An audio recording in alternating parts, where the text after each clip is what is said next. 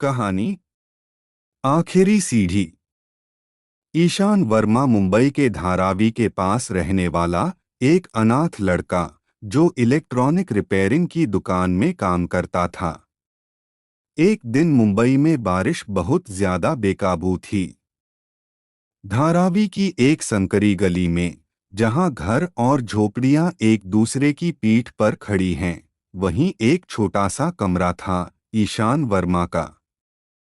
20 साल का लड़का, जिसका बीता हुआ कल कोई नहीं जानता। पूछने पर बस इतना कहता, कुछ याद नहीं। आंख खुली तो ट्रेन की बोगी में था, अकेला। ईशान के पास ना कोई माँ बाप थे, ना कोई दस्तावेज। बस नाम जो उसने खुद रखा था, ईशान। हर सुबह उठकर वो पास के मार्केट में इलेक्ट्रॉनिक्स की दुकानों में काम मांगता।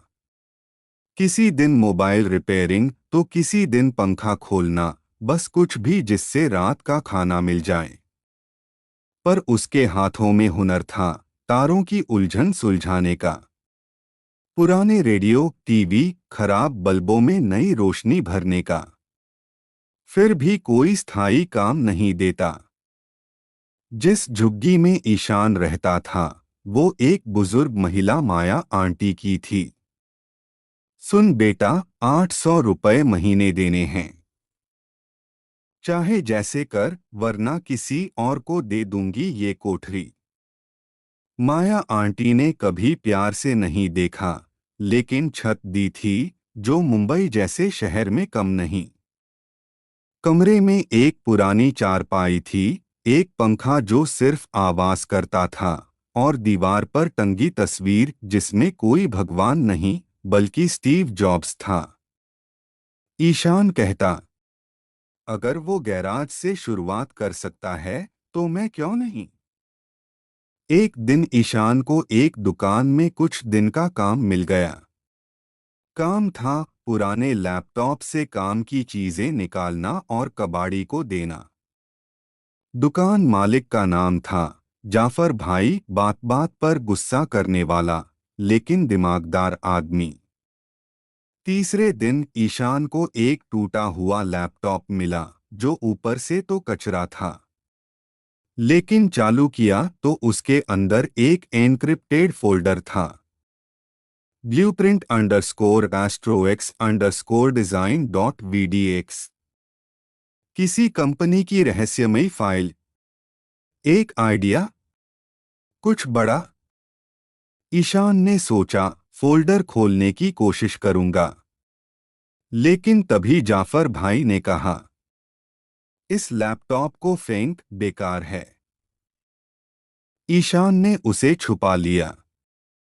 रात को उस फोल्डर को खोलने के लिए ईशान ने अपने सीमित ज्ञान से पासवर्ड हैक करने की कोशिश की।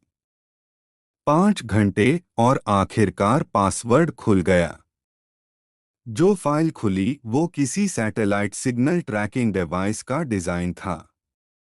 कहने को ईशान एक साधारण लड़का था, लेकिन उसकी आंखों में चमक थी। ये कुछ बड़ा है, बहुत बड़ा। अगले कुछ हफ्ते उसने दिन में काम और रात में रिसर्च में बिताए। उसे पता चला कि ये डिजाइन एस्ट्रोएक्स, एक प्राइवेट स्पेस टेक कंपनी का है, जो एक खास तरह का स्मार्ट सिग्नल ट्रांसमीटर बना रही थी। लेकिन बड़ा सवाल ये था, ये फाइल उसके हाथ कैसे लगी। एक रात 2 अजनबी लोग उसकी झोपड़ी के बाहर आए। क्या तुमने कोई पुराना लैपटॉप देखा है? एक नीला। ईशान ने साफ झूठ बोल दिया। लेकिन अब उसे एहसास हुआ कि वो मुसीबत में है। जिस फाइल को उसने महज एक अवसर समझा था, वो शायद चोरी की गई कंपनी की प्रॉपर्टी थी। पर अब वो पीछे नहीं हटना चाहता था। उसने फाइल को एक पेन ड्राइव में कॉपी किया और ओरिजिनल लैपटॉप को नाले में फेंक दिया। ईशान ने तय किया कि वो खुद इस तकनीक का एक मॉडल बनाएगा, जो सीमित क्षेत्र में जीपीएस सिग्नल बढ़ा सके, ताकि गांवों में जहां नेटवर्क नहीं होता वहां भी कॉल हो सके। काम कठिन था, पैसे नहीं थे, सामान महंगा था, लेकिन उसने एक पुराना पंखा बेचा, एक पुराने कंप्यूटर के पार्ट्स निकाले और काम शुरू कर दिया। अब दिन रात एक हो गए। 3 महीने की मेहनत के बाद एक दिन वो छोटा सा प्रोटोटाइप बन गया। ईशान ने उसे मुंबई के एक टेलीकॉम स्टार्टअप को डेमो देने का मन बनाया। वहां पहुंचा तो सुरक्षा गार्ड ने रोका। बिना अपॉइंटमेंट के कोई अंदर नहीं जाता। ईशान वहीं गेट के बाहर बैठ गया 8 घंटे तक।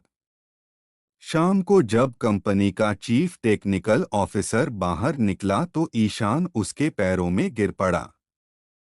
एक बार देख लीजिए सर, मैंने कुछ सच में नया बनाया है। वो बोले, ठीक है, कल सुबह 10 बजे आ जाना। अगली सुबह जब ईशान डेमो देने पहुंचा तो वहां पुलिस भी थी। पता चला एस्ट्रोएक्स की चोरी हुई फाइल का मामला सीरियस हो गया था। कंपनी ने दावा किया कि फाइल अब वायरल हो चुकी है और उन्हें शक है किसी ने पब्लिक को बेच दिया। ईशान डर गया, लेकिन उसने सब सच सच बताया। पर चमत्कार वहीं हुआ। कंपनी के अफसर ने कहा, तुमने सिर्फ एक चोरी की फाइल नहीं देखी, तुमने उसे समझा और उससे कुछ नया बनाया। हम तुम्हें नौकरी देंगे, पर शर्त है, अब तुम्हारा दिमाग हमारे लिए चलेगा। अब ईशान उसी कंपनी में टेक्निकल डिजाइनर था। महीने की 40,000 तनख्वाह, रहने के लिए पीजी और सबसे बड़ी बात एक पहचान।